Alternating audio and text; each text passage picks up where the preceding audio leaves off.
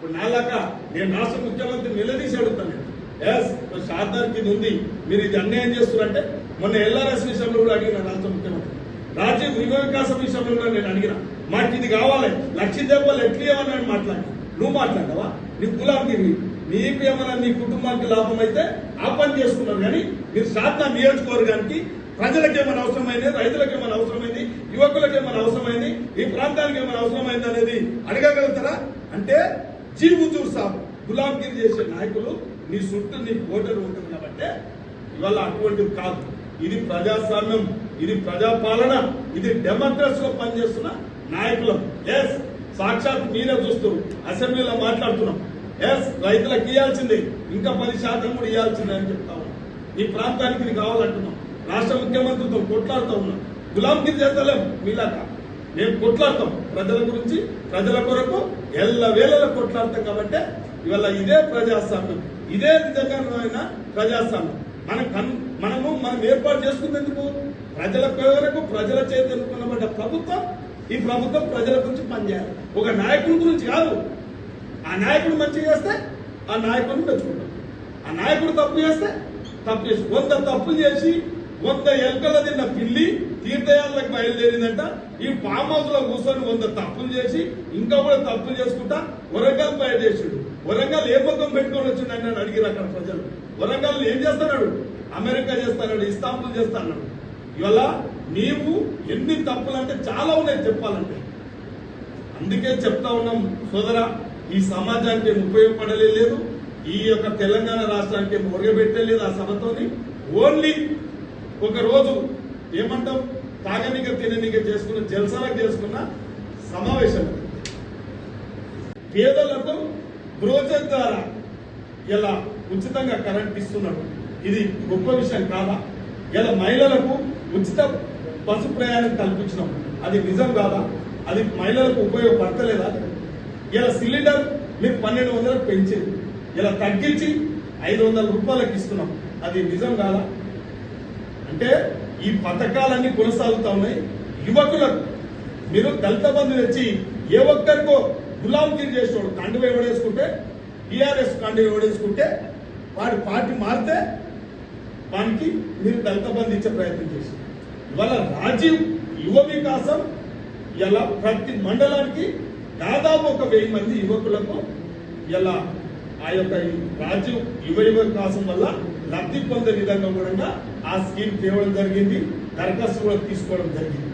ముఖ్యంగా ఈ యొక్క 15 నెలల్లో ఊహించని అభివృద్ధి చేస్తా ఉన్నాడు కాబట్టి ప్రజలలో వ్యతిరేకత లేదు.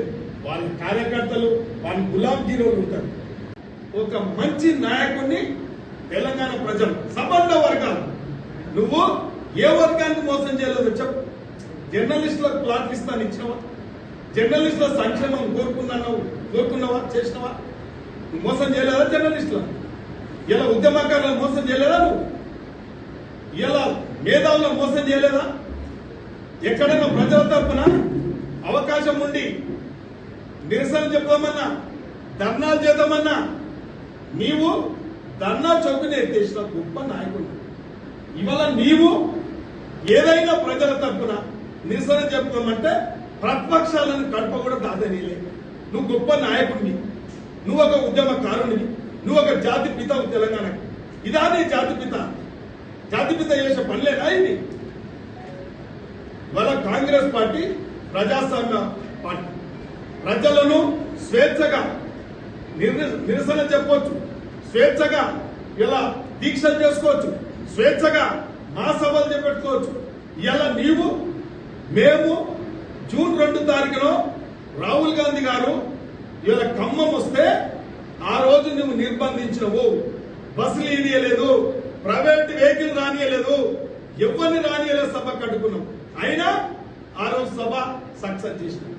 ఇవాళ నీవు ఒక సభ పెట్టుకుంటే నీవు ఆర్టీసీకి బస్సులను నీవే 8 కోట్లు అంటే నీవు చెల్లిస్తా కూడా మేమెక్కడ కూడా సభ అడ్డుకోవడం కానీ, సభ అనుమతులకు కానీ ఎక్కడ అడ్డంకులు పెట్టలేదు. ఇది ప్రజాస్వామ్య పార్టీ, ఇది ప్రజాస్వామ్యం అంటే.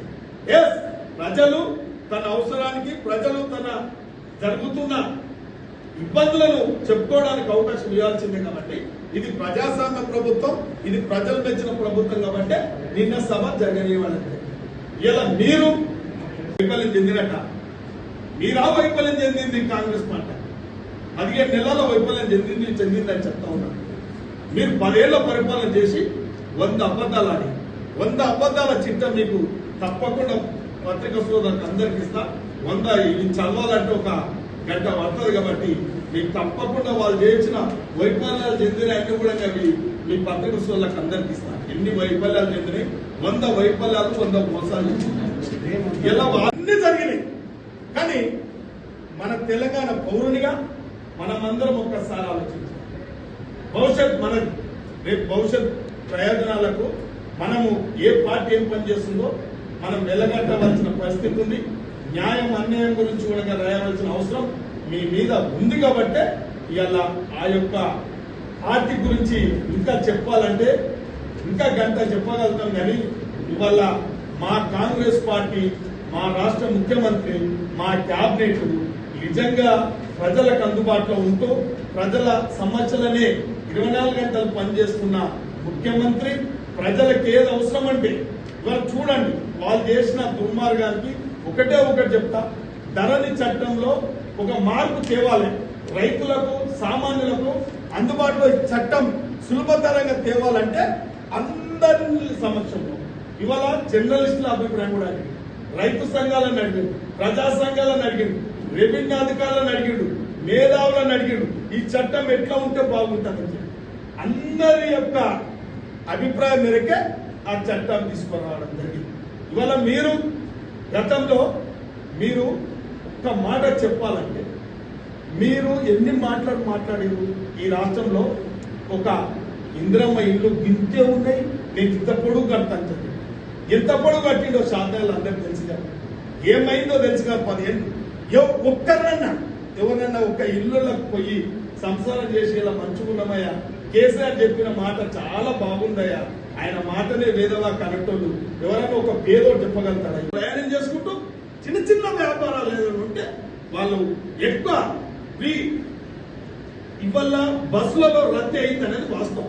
మేము దానికి అనుకూలంగా ఇలా బస్సులకు ఎన్ని అవసరాలు అంటే ప్రయాణికులకు సంబంధించిన ప్రయాణికుల యొక్క సౌకర్యాల గురించి పెరిగింది కాబట్టి మేము దాని కెపాసిటీకి ఇలా 3000 బస్సులు కూడా కొన్నాం.